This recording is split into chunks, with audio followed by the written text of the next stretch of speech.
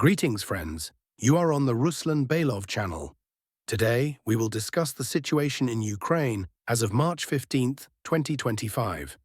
A tremendous number of events have occurred today, so let's get started.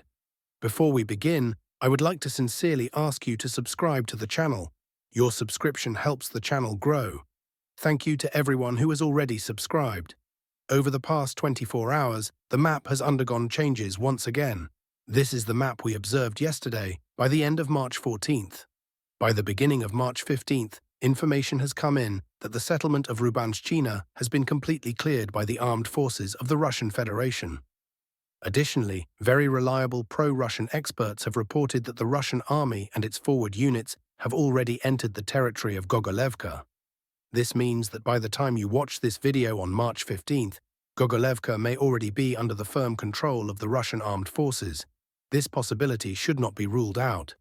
There are also reports that the 810th Brigade of the Russian Armed Forces has begun an assault on the settlement of Guevo. This information was published early in the morning, and there is a very high probability that by the time you watch this video, Guevo will also be under the control of the Russian Armed Forces. If we exclude these two settlements, Guevo and Gogolevka, then effectively only two small villages remain under the control of the Ukrainian Armed Forces, UAF. These are the village of Oleshnia, located along the border on the H07 highway, and the settlement of Garnal, which is slightly southwest of Guevo. The Russian army still needs to advance toward these settlements. However, I remind you that the Ukrainian side has already announced the evacuation of civilians from this section of the front. All villages along the border are being evacuated from areas where the Russian Federation is likely planning to advance. There is also information coming from the Russian side. The Ministry of Defense has announced restrictions on the movement of civilians in a large number of districts in this area of the front. This includes not only the Sudzha district, but also the Koronevsky, Glushkovsky, and Rilsky districts. Movement is being completely restricted in these areas, as, according to an official statement from the Ministry of Defense, there are a large number of shells, mines, and other explosives scattered here. All of this needs to be cleared. On the other hand, this could also be related to the Russian army planning to bring the second wave of its offensive closer to the front line, with the goal of creating the security zone that Vladimir Putin, the president of the Russian Federation, spoke about a few days ago.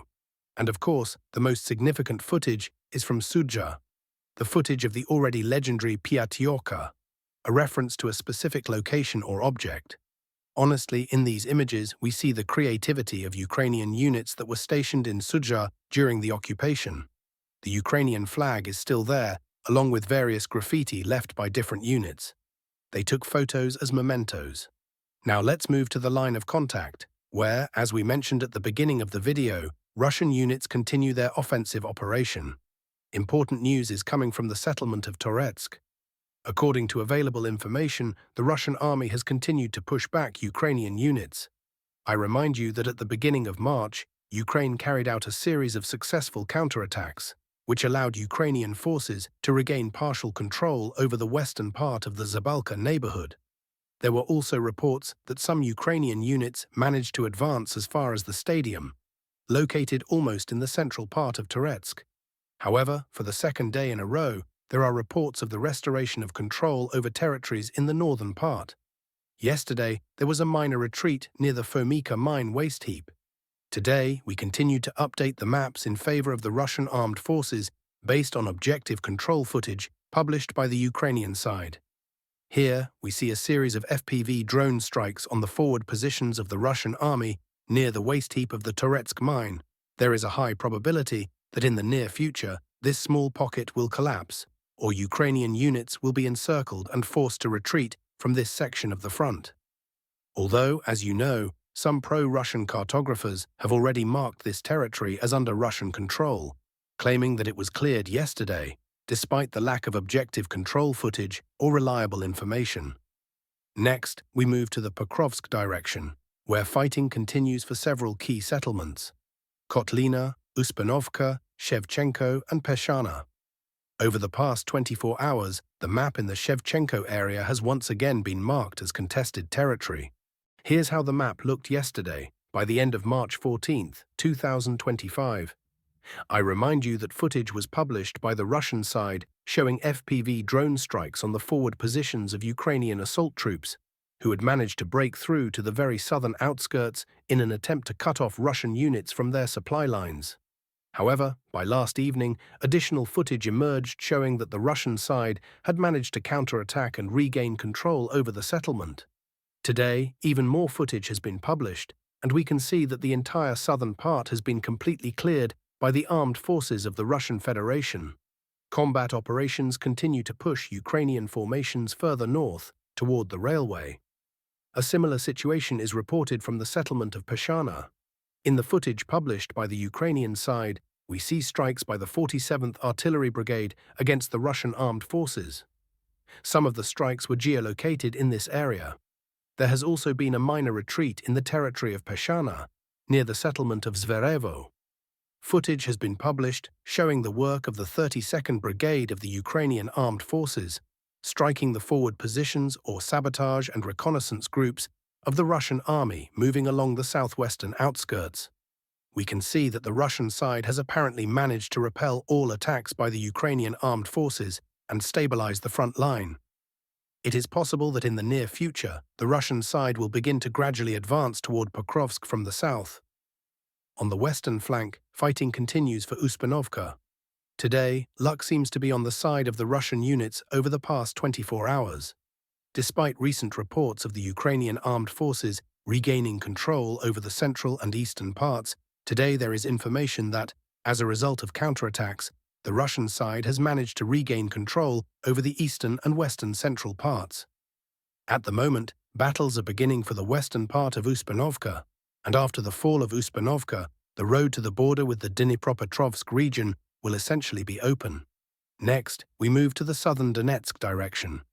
We continue to receive information confirming the advance of the Russian army toward the settlements of Otradnaya and Bogatyr, but without active combat. If we talk about active offensives or significant operations by the Russian armed forces, the most important news today comes from the Zaporizhia direction, where the Russian offensive is gaining momentum. This is the situation we observed by the end of March 12th. Information has come in about the complete clearing of the settlement of Piatikatki. Footage of objective control was published showing the Russian flag in the northern part. Immediately after the fall of Piatikatki, the Russian army began an assault on Malye Sherbaki and the settlement of Sherbaki. Yesterday, some cartographers updated the maps, showing the distance between the forward positions of the Russian army and the two villages reduced to a minimum. And today, by the beginning of March 15th, there are reports that Russian units have managed to enter the territory of Sherbaki and cut off the supply route to Malye Sherbaki, which was coming via the T0812 road. We can see that the Russian army is indeed setting itself the task of taking both settlements. The only question is whether this is a simultaneous action or the beginning of a larger-scale offensive. I remind you that in 2023, Russian units had already entered Malye Sherbaki, Stepov, Lobkovo and Novoandriivka, but at that time the Russian offensive was driven by the fact that the Ukrainian side was planning to launch its grand counteroffensive of 2023, which simply failed. Back then, the Russian army's task was to take control of the entire grey zone and advance to Ukrainian positions to buy time before the Ukrainian offensive. Now, something similar might be happening, because even Donald Trump has repeatedly mentioned in the last 2 days that negotiations are underway, including regarding the Zaporizhia nuclear power plant. I remind you that Zelensky had dreamed, so to speak, of exchanging the territory around the Zaporizhia nuclear power plant, the plant itself, for territory in the Sudzha district. However, we can see that these plans are not destined to come true. Therefore, Zelensky may soon move to Plan B, namely, throwing everything he has, all his forces, to take control of the plant and then begin talks about a ceasefire. Well, we shall see. The Russian side has launched massive missile strikes again on the settlement of Kryvyi Rih. In this footage, we can see the aftermath of the strike. Sources report that the strike targeted a building where volunteers or some mercenaries from Western countries were located. I also want to say a few words about the negotiations between the United States and Russia. Yesterday, Trump posted online about a meeting between his assistant and Putin. In this post, he writes that he had a very interesting discussion with President Vladimir Putin about the chances for peace. Trump emphasizes in bold letters that despite all the positive developments, a very interesting situation is unfolding in the Kursk region. Trump reports that thousands of Ukrainian soldiers are currently surrounded by Russian troops and are in a very, very unenviable position. He, let's say, not strictly but firmly, asks Vladimir Putin to spare their lives. Well, that same evening, yesterday, March 14th, Putin held a meeting with his Security Council where they discussed issues of normalizing relations with the United States of America, as well as touched on that request from Trump regarding these soldiers. Putin made a clear statement that they would spare the lives of all these soldiers, although just a day before he had said that all Ukrainian soldiers in the Kursk region would be treated as terrorists. That is, we understand that not as soldiers, not as prisoners of war, but as terrorists, which carries a slightly different classification and different consequences respectively. Here, he promised that all those who surrender would have their lives spared without exception. Yes, this does not mean that they will all be released. There will be trials, investigations into whether they are involved in war crimes in the Sumy region, in the Kursk region. If they are not involved in war crimes, there may be lighter sentences, possibly even prisoner exchanges. But if participation in war crimes is proven, then of course 20 years, 15 years, 25 years, or life sentences await them, but their lives will be spared. That's the formulation. Also today, Trump continued this topic, and another video came in from the United States of America, where Trump is not just sending letters but physically asking Putin to spare lives, to prevent this bloodbath, to stop this slaughter. Because indeed, according to Trump's own words, a significant number of Ukrainian soldiers are surrounded. Today, information came from various reliable pro-Russian sources that Vladimir Putin has extended the period, let's say, during which Ukrainian units still have time to surrender until Monday, March 17th, at 6 a.m. That is, until 6 a.m. on March 17th, all Ukrainian soldiers who independently decide to surrender will have their lives spared, and then there will be a trial and accordingly a court decision and so on. Investigation, trial, and court decision. But there is still time in principle, but as of the morning of March 15th, there has been no news, no orders from Zelensky or Syrsky that would allow Ukrainian soldiers to make this decision and surrender. Because Putin also emphasized that Ukrainian soldiers can only surrender upon receiving the appropriate order from Ukrainian command. And this order has not come. Of course, it remains a mystery how many Ukrainian soldiers are actually surrounded, because if we look at the map, at how events are developing here, it is very difficult to assume that thousands of soldiers could be stuck somewhere in these fields. Well, it doesn't seem likely. That is, there is a suggestion that perhaps somewhere behind, even possibly the territory beyond Oleshinka, Honcharivka, Zamostyie, somewhere closer, let's say, towards the city of Kursk, perhaps there are some pockets of resistance, forest areas where a large number of Ukrainian soldiers are still stuck, and this is simply not being publicized or shown now, possibly to maintain the confidentiality of the information. But there is a suggestion that perhaps even in the territory of Sudzha, possibly the territory of Martinivka, Russian soldiers were advancing very rapidly then, and indeed, perhaps it is here that there are some pockets of resistance, or they are simply waiting for what will eventually happen here.